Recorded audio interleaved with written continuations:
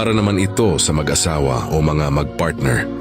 Pakinggan niyo muna bago kayo mag-react. Oo, napapagod siya physically at mentally sa trabaho. Pero alam niyo ba na may mas mabigat pa roon na madalas hindi napapansin? Ang mga salitang galing mismo sa taong mahal niya, si Mrs. Hindi ito paninira sa babae, real talk lang.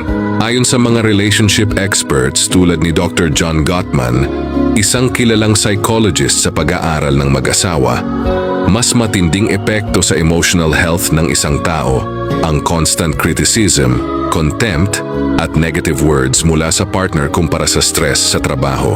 Bakit? Kasi ang partner ang dapat safe space. Kapag doon mismo nanggagaling ang sakit, mas malalim ang tama. Para sa lalaki, hindi lang simpleng salita ang mga linyang, hindi ka talaga maaasahan. Para kang bata. Ako na lang ba palagi? Sa isip ng lalaki ang dating niyan ay, hindi ako sapat. At kapag paulit-ulit itong naririnig, nagiging threat ito sa kanyang identity bilang provider at protector.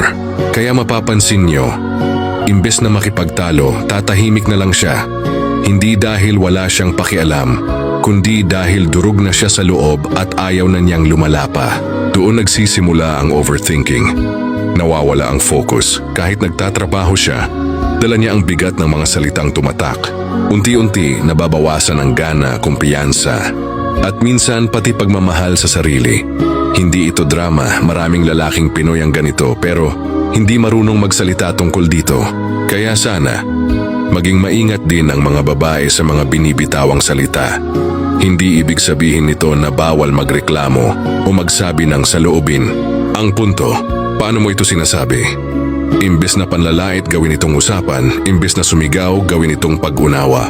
Kasi ang lalaki, simple lang talaga ang hinahanap. Peace of mind, katahimikan at partner na kakampi niya.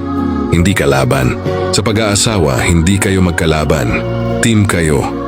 Dapat ang tahanan ng pahingahan hindi isa pang lugar ng stress. Dahil kapag kampante ang lalaki sa asawa niya, mas nagiging matatag siya para sa pamilya. At sana ay makatulong ito. Hindi para manisi, kundi para mas ayusin ang pagsasama. Kasi sa huli, pareho niyong layunin ang masaya at buo na pamilya.